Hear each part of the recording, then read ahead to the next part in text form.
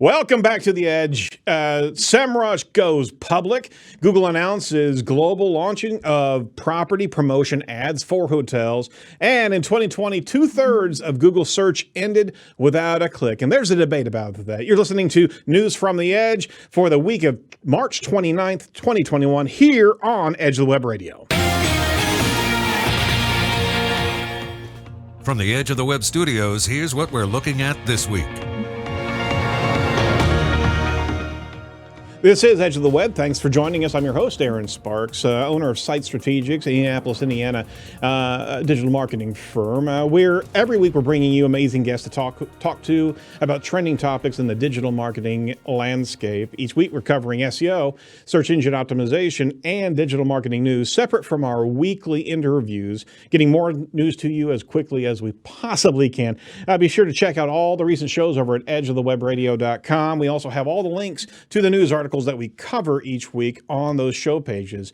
We welcome you to the Site Strategics Digital Marketing News Desk of Edge of the Web. And joining me this week, as he has done this every week in 2021, we really appreciate that. He just keeps on showing up.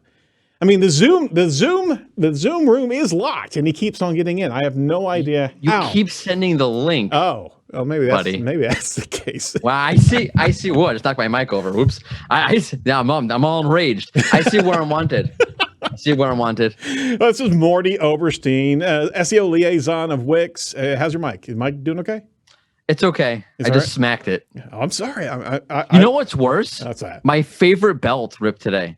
No. Yeah, I've had this belt for I don't know. I'm thinking back maybe 15 years. Oh, is it a leather belt? It's a leather belt. It's like the perfect belt. Yep. It's ruined my whole day. I hate that. I hate when that happens.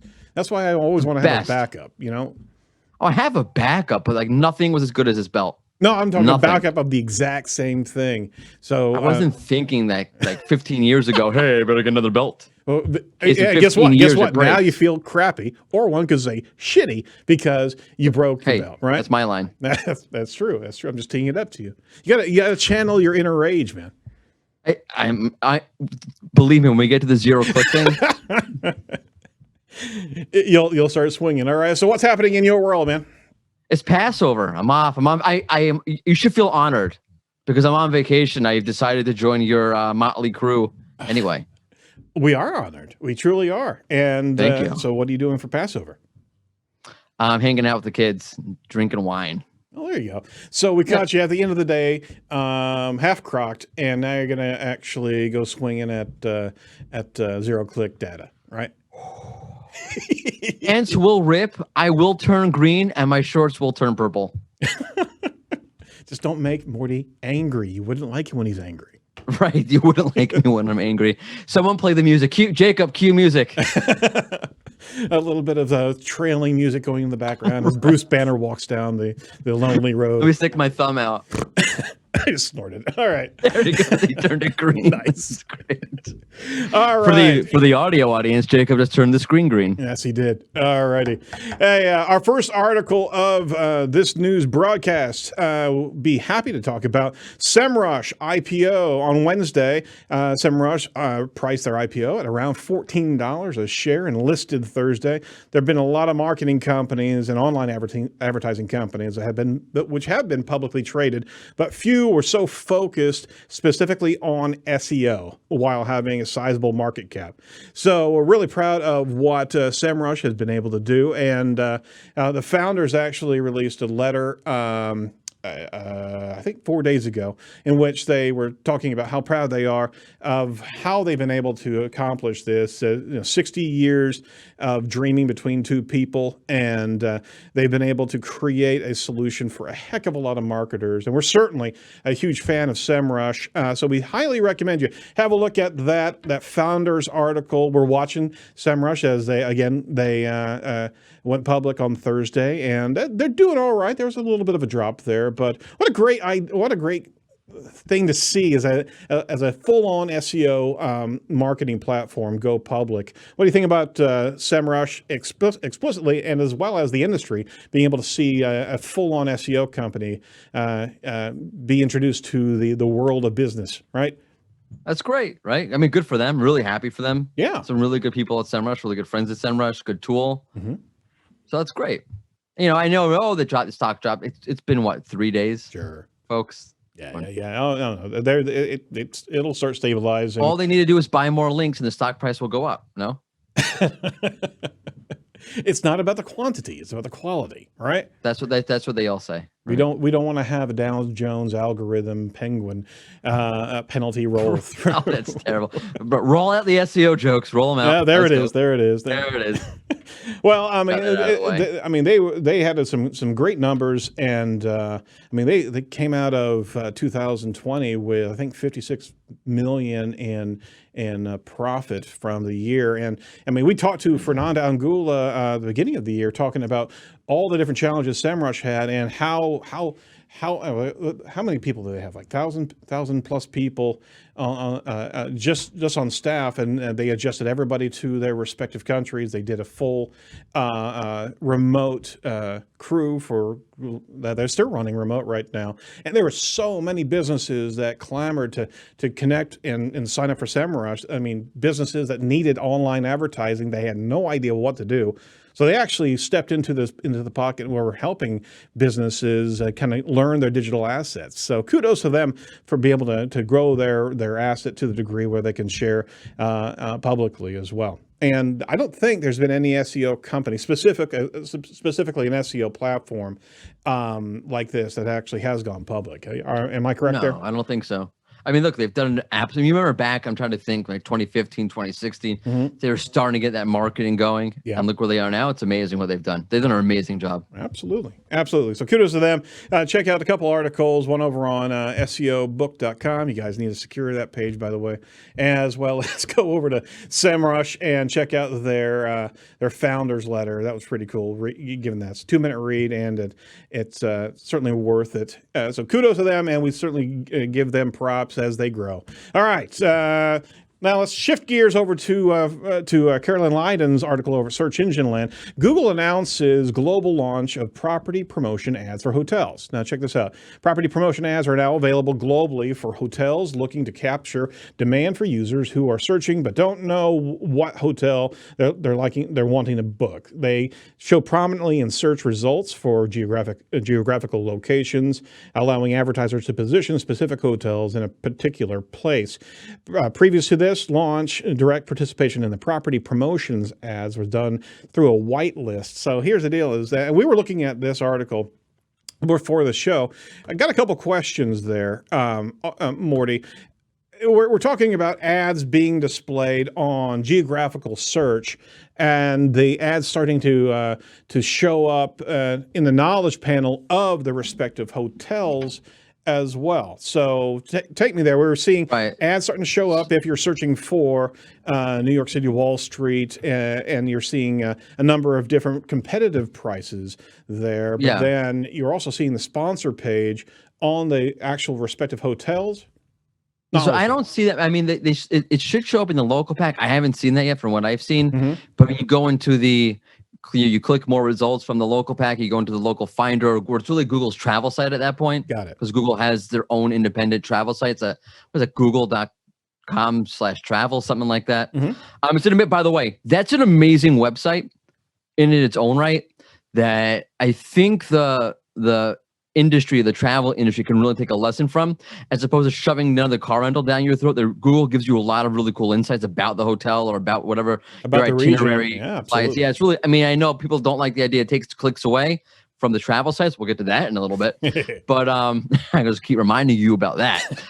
But it is a really good site. So when you click, what I see when I click through from the local pack to the travel site, you see a list of 1 or 2 sponsored results from the hotel. It's the hotel itself.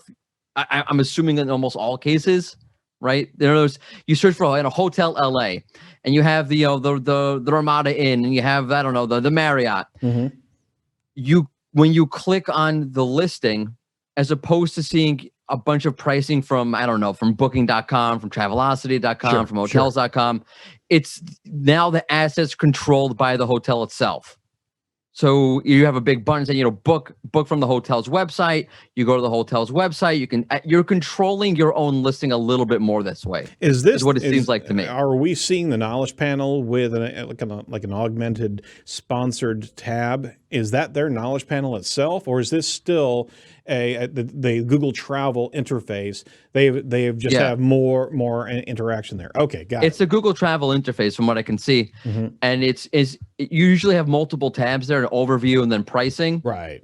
So the pricing is usually, you can, as a hotel itself, and say you're the Marriott in LA, you can sponsor that to appear there to have people go and book through your own actual site, as opposed to going through booking.com or whatever it is. In this case, there's another tab labeled sponsored, which is ironic because it's really the main listing itself. And that's a little bit of irony. Right. That you would think that the main listing itself should always be the first thing that you're seeing, because, hey, that's what you're actually interested in booking, that entity, from an entity perspective purely. You're already there. Yeah, exactly. Right. But now, so in order to dominate the listing on Google's travel site, you have to sponsor it. You show up under the sponsored tab, and then you can, as opposed to seeing, you can go to the next tab, which is pricing, and that lists the usual booking.coms of the world. Right. But here you have your own listing first, and you go. I think the button says, what is? I have it pulled up. It says get price. Yeah, right. Book on hotel site. Right. So you have the book on hotel site, and then you also have if you scroll down, Jacob, in that second screen, you have that individual entities tab, and that's what Mordy was talking about. So you still have that get price functionality. My biggest concern here is you'll still have the book call to action going straight to the hotel, but that get price function, is that taking you back through the booking through Google Travel, or is that considered an additional no, all of that's taking you right to the hotel. Everything on that tab is taking you all right to the hotel. Good. Yeah. All right. So it's interesting to see that. I mean, I'm not an expert on hotel ad listings, but I would imagine it's good for you to have control over your listing, have people come through to your own site, do what you want to do in your own ecosystem, and really see what's going on in user behavior that you can track on your own site versus on booking.com, where you can't track anything. Well, I'm just concerned that you actually have to sponsor your own listing to be able to have that promoted. But maybe we can have somebody from the audience give us a little bit more clarity on that. None of it matters anyway, because no one's clicking through here. Don't you know to the next story? Right. We'll go to the next story but we'll want to make sure we let our listeners know that we're certainly proud to continue to have our sponsors on the edge. That's ahrefs.com. It makes competitive analysis very, very easy in SEO. Their tools show you how competitors are getting traffic from Google and why. You can see the keywords and the links that are getting the rankings for your competitors. You can extract that, be able to also plan your next level of content with our content planning tools, and plenty of topics worth researching inside of Ahrefs. So ahrefs.com has a promotion, 7 days for $7. Check them out, and please dig into that tool. It's a fantastic analysis tool. Proud to have a long-term sponsor for the show here, and let them know that Edge sent you. You never know. They might do something for you there. Who knows? ahrefs.com, swimming great data, just like we do here at the shop. All right, had to get that one in. So our third article, I am not suitably equipped to go toe-to-toe with Mordy on this, but I do want to reference a new article that came out over at SparkToro by Rand Fishkin regarding the zero-click data and the zero-click debate that's going on amongst SEOs. So his article over there, in 2020, 2/3 of Google searches ended without a click. So a little bit of backstory here. In August 2019, 50% of all Google searches ended without a click to any web property in the results. That's the big asterisk right there.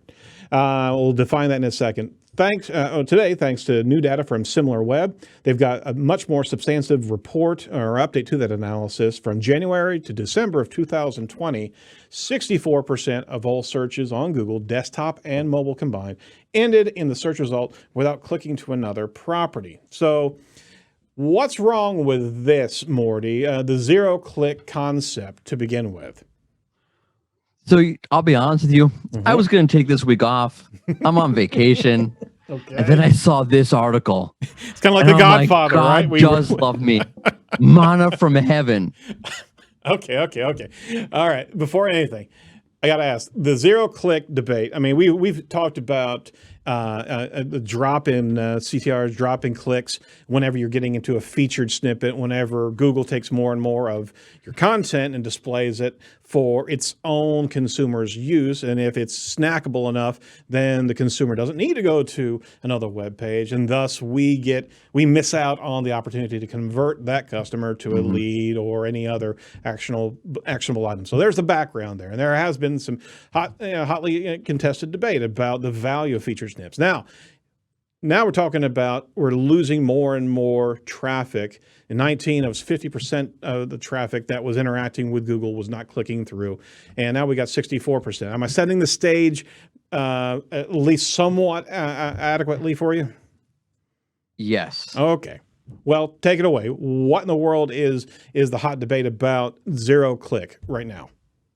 Holy crap. I don't even know where to start. Okay. I really don't. First off, all clicks. Google is stealing all of your clicks. Google hates you. It hates your website. It wants to kill you and your website and eat your children. That's what Google's out to do. Quote, unquote. So let's put out a study. We're done. Okay, that's it. Okay, let's start with the study itself. First off, I thought 50% a couple of years ago was too high, but fine. 65%. Let me ask you a question, okay? When you search, do you not click on 65% of your searches? No, absolutely. I'll be refining my search. Ridiculous. Right? Yeah. I'm clicking. You're right? clicking all the time. There are searches. Okay, so fine. I know that's anecdotal, but it doesn't align with the way I search. It doesn't align with the way anybody I know searches. So that's a red flag. Got it. Also, okay, and this is where it's a complete cluster. Beep. I didn't curse this time around. No, you did not. And Jacob, I beeped for you. Nice. All right. So this time around, we're dealing with even more data. The problem with the data is like this, okay? There's so many different variables or nuances that's not included. It's really, and this is where I'm disappointed with the study. And I'm not, SimilarWeb should know better than this, to be honest with you. I'm going to put this on SimilarWeb. Okay. Oh man, I'm taking too many stabs at people. Okay. I'm not saying they did it on purpose. I just feel like it would have been better if they had a hell of a lot more nuance in there. What are these search? Are these local searches? How many of these searches are people refining their query? There's a lot of reasons why you would have a zero click. How many of these are queries where people are Googling the weather? Like, what's the temperature outside? Is it raining outside? No, you idiot. Look out the window. It's not raining, but I went to Google and did that anyway. And by the way, do you really want to click when you Google the temperature? No. I don't want to click and scroll through a website. I want it right on the site itself. And I do this all the time. I will do this right after the show. MLB schedule. What games are on? When are they on? I don't want to go to ESPN. I don't want to scroll through 5 different articles just to get to the information that I want. It's a tiny little box. I would much rather have Google show us a big old box on the SERP and not click the ESPN. No offense to ESPN. Which is kind of my point, is that there's an evolution of content. Content is one of the most malleable, one of the most changing, transforming things on the planet. My classic case I always go back to is look at the presidential debates prior to 1960. They were all on the radio. There was no televised national presidential debate. But television came along. Should we have stuck with the radio? Should we not have done television debates? If we've done that, by the way, Richard Nixon would have beaten JFK for president because Richard Nixon on radio, when they debated in that first presidential debate, sounded a hell of a lot better than JFK, but JFK looked better. Absolutely. Nixon was sweaty and it had a 5 o'clock shadow. He's an ugly man anyway. Terrible. So I get it. Radio, he would have won. You're talking about the evolution of the SERP. And content evolves, and the novelty of the web back when the web originally rolled around, or as it started to become a thing, was that you can find content really quickly. I can Google something, I can find it. It's all accessible to me. That's not a novelty anymore. So what? The web should stay in static. There should be no novelty to the web. No, the novelty now is I can get information. I don't have to look for it. It's right there for me. So as opposed to whine like a bunch of babies, I'm kidding. as opposed to saying, and I do feel bad for these sites, right? That, hey, when people Google the weather, they should really go to my website. No, that's not really it's good for the user. So we're really getting on Google's case what's good for the user. Now back to the data itself. How many of these 65% of the searches are those? Right. How many are cases where people are refining? There's no nuance in the data. Now, of course, Google came out and said, hey, and just made my point, right? Mm-hmm. People refining their queries. They have, by the way, for those answer boxes, there are partnerships. For the weather, I think it's with weather.com, Major League Baseball's with MLB. So it's not like Google's like stealing, they're thieves. I know we like to say that a lot, but it's not necessarily true. There's our official people. The MLB realized, hey, we got to turn into this skid a little bit. Right. We might as well give Google the information and do it this way. No one's going to come to our site. Google's going to put it there anyway. They've got more information and more partnerships than any time before. And on top of that, even they've had more recently the full-on news rollout of all the citations for search and their universal news. So they're getting more visibility of where they're getting their information. That also lands to the legitimacy of that news article or that particular piece of information that doesn't need to be double checked because they're actually citing the sources from Correct. that knowledge panel. So you're right. The entire environment's changing more and more for the usability and the utility function of Google. So they didn't separate that at all. I mean, the data right here. No, and then Google didn't do a good job defending it, right? Google came out and said, well, no, that's not true for the reasons that I mentioned. Mm-hmm. And I think Barry Schwartz made this point, but Google put out the number. What's the real number? How many are zero click? Right. So like both sides, it's just like, it's like sparring for the sake of sparring almost. I don't get it. I'm not saying zero click isn't a problem. Mm-hmm. I'm not saying it definitely is a problem for websites. And to me, it's more of a problem with featured snippets. Whereas, by the way, which I do think from my personal experience, when I get featured snippets, we have them at rank range all the time. Right. They brought in a lot of traffic. I'm not saying there's not a problem there. I did a study 2-3 years ago already that the list feature snippets are getting longer and the paragraph feature snippets are getting shorter. Both of those speak to the feature snippet acting more like a direct answer. When it's a paragraph getting shorter, right. That means the answer is more concise. When it's a list getting longer, it means that list is fuller. Yep, and you also saw a bunch of feature snippets just snap back into place here just over the last week, if I'm not mistaken, as a sidebar. So to your point, and I'll go over some of these data points here real quick. SimilarWeb analyzed 5.1 trillion Google searches in 2020. Searches took place on the 100 million panel of mobile and desktop devices from which SimilarWeb collects its clickstream data. Of those 5.1 trillion searches, 33% resulted in clicks on organic search results. 1.5 resulted on paid results. That's scary in its own right. The remaining 64% completed the search without direct follow-up click to another web property.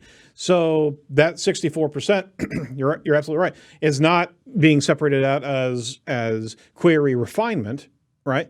This is not where I wanted to go. I wanted to go over here as soon as I found that new result. Then I'm going to click. And then you clicked on that one. Who knows? Exactly. And also, like, out of the data set here, millions of keywords. Yeah, if I can do millions of keywords, Yankee score today, Yankee score an hour ago, Yankee score tomorrow. Like, it's all the same.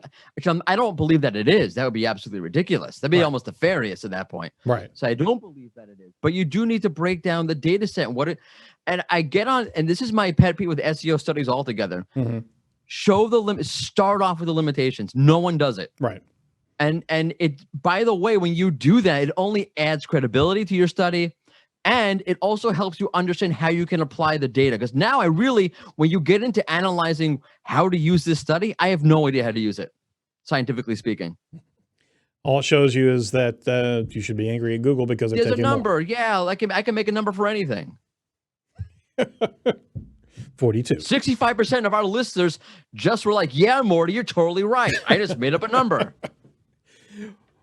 Well, that's erroneous because they usually are voting on Team Sparks, not Team Mordy. But I mean, that's. You wish. And by the way, you ran neck and neck with Team Jacob, where I have no idea where that came from the Edge 404 competition. I totally forgot about that part. You trounced me completely, but I had a proxy with Team Jacob. So Team Jacob plus Team Sparks actually beat Team Morty, but I should not have to. I don't buy that Team for a in minute. studio. Again, more Team data. Studio. Right. More data. More data. More not data less. without any verification. Again, like back to the point. Yep. I feel like things like the zero click or having refinement filters at the top of the SERP or the algorithm and the way the things are being updated after core updates are telling you stop with the top level content. Yep. That's not where you're going to win. In most cases, you need to write specific, highly detailed, highly nuanced content, get the right traffic for your site, make your money that way, as opposed to being volume, be targeted, because it's better for the user. Theoretically, it's better for your site. And that's what Google's telling you to do. So we could sit here, my last point, we could sit here and bitch and moan about what Google's doing. Or you can say, what is the message that Google's trying to tell me? Because even if I think Google's a bunch of bastards, I can't change it anyway. Don't drop your mic because you're going to break the mic. All right. I'm going to smash something in 3 seconds. Well, I mean, should we be fearful of the zero click if, in fact, it actually exists as a spooky monster? I mean, the point is, the nuanced, more granular information is going to be found, and they're going to be more highly converting clicks anyway. But getting into a zero click visibility of featured snippets, let's separate away from the SERP that's actually being fed by different Google partnerships. But if you're actually being seen at the feature snippet, you're answering a question, the benefit of the brand equity answering that question is, one, it's not being actualized, it's not being monetized, you can't measure it, but my gosh, I mean, that's part of the entire CTR debate is be anointed by Google as a great reference of this information. And then whenever they drill down, they're going to be using that as additional converting data set, or at least a data point in your favor as they land for a full transaction with your site, right? Right. So, okay. So with the feature snippets, like, look, I get it. It's possible that they could be getting more traffic than they currently are, depending on the feature snippet. And then there's a whole branding argument. Fundamentally speaking, and from my personal experience, from what I see out there, people talking, feature snippets bring in a lot of traffic. Otherwise, we wouldn't be talking about them so much. But whatever, what's a big deal? Feature snippet, who cares? I'm not getting traffic. Of course, you're getting traffic from them. The idea that you're not, I'm not really sure where that's coming from exactly. I do get that, yeah, it might be a little bit less than you might think it might be in certain cases. Okay. And then you have the whole branding question. And I get that. Also. Yes. Is there a branding value? Yes. How big is that branding value? I don't know, because it all depends. Is it a one-off? Right? Is that person searching? Are people searching? Are you a one-off? Then your name is not really recognized. They're not going to find you again. They're not going to see you again. Yeah, all right. So they saw your name there in the URL, whatever it is. And if they saw your favicon on mobile, fine. I'm not sure how big the branding value is. I feel like if it's something that they're repeating, I do a lot of SEO queries. If I keep seeing SEMrush or Ahrefs or whoever it is at the top of the SERP there in the featured snippet, that does have an impact on me over time. Certainly. So I think there are scenarios where the branding thing is real. I think there are things where the branding thing is completely overplayed. I think that the traffic loss, I think, is a bit overplayed, and it's a bit of a cry foul when, thou protest too much, to quote Shakespeare, because you're still reading and targeting all those feature snippets all the time, right? You can't tell me that you're going to write a blog post on your site, how to target feature snippets, and then go on Twitter in the same breath and be like, feature snippets are worthless. Okay. Yeah. I wonder who did that recently. No one. Okay. No one did. Okay. My point is, right. I'm you get deleting my all my tweets right now. You're deleting all your tweets? We just got a couple feature snippets. We're about to trounce the entire ecosystem. Yeah, you're right. But we don't have any data. And the core of your argument is that how can we get around a circle and scream foul if we don't know what we're there should be about? Data in there. Yeah. There should be data. I right? Think, hey, Daniel Weisberg, put in Search Console, put in feature snippet data. Please. I think my takeaway from it is I'm surprised the number's not going down, because I would assume Google would monitor that and try to be better at anticipating what your search is. So at some point in time, if I had searched for weather a long time ago, it would just show me weather.com. Right. And so then I was refining it to weather Indianapolis, And so Google learned that, like, oh, we can get his location, and whenever someone in Indianapolis or any city searches weather, we should show them their city first, which would then result in some zero clicks. But if you're always refining it, right? Right. It should be smarter that you don't have to actually do that many searches to be able to find what you're looking for. It really does get back right, to but again, it depends on the data set, right? Because if you're putting, if that data set includes, and as well as it should, that kind of data set should be normative. It shouldn't just be high search volume, high traffic, top level keywords. So if it's normative, you're gonna have refinement in there. I do it all the time. Yep. We just need to step in the ring and say, all right, give us your data, we'll help you out, right? Yeah, if you could, and then that's the responsibility. Hey, that's on the responsibility of Google to come back with real data, and that's on the responsibility of Rand and SimilarWeb to put out data that's a little bit more specific than what came out, because you know what's going to happen. Everyone's gonna go into a tizzy. Sides will be, lines in the sand will be drawn. Fights will be had. People will lose friends, followers, family members. Horrible things will happen. So someone needs to take responsibility next time. There will be blood. There is blood. Or dogs and cats living together. Total chaos. Or is that Not in this anarchy? industry. All right. You know what's not total chaos? Thank you very much for your opinion there. We do appreciate it greatly. See how that one flies out there. Means that you had to talk less and the second do more of the work. For the most part, I took a couple slugs of coffee. I'm good. What's going on SEO chat this week, sir? Oh, George. Oh, guess what? We're talking George zero-click search, because did you know 185.67312114% of all clicks do not result in all searches don't result in a click. And then when you do click, someone, and this is Jacob's point, someone at Bing dies. Oh my. Yes. So, oh my gosh, save a Bing employee, do not click on a Google SERP. Is that what Google's like, yeah, hey, Google is saving people's lives by not having you click. Oh, gotcha. No, George Wynn from Search Engine Land. I've been on his case to host for a long time, and his boss let him do it because she also runs SEO chat. Yep. So what you gonna do? Say no? Wow, I see how you flanked him. That's what you did. I've been all over him to host. That's going to be awesome. Very cool. So we're talking about zero-click searches. Huge fan of George Wynn, and this one's going to be one for the ages, right? So there'll be a bit of mudslinging there. A lot of shit slinging. There it is. All right, you got it in. All right, fantastic. Well, you have a happy Passover. Well, we'll see you on the SEO chat side of things, right? Oh, we're going to have some I'll be there with popcorn. my matzah. With your matzah. Yep. Just make sure it's 1 p.m. So what is 1 p.m. Thursday? Yeah, 1 Eastern Standard Time. There we go. So you will not have had wine at that point in time, right?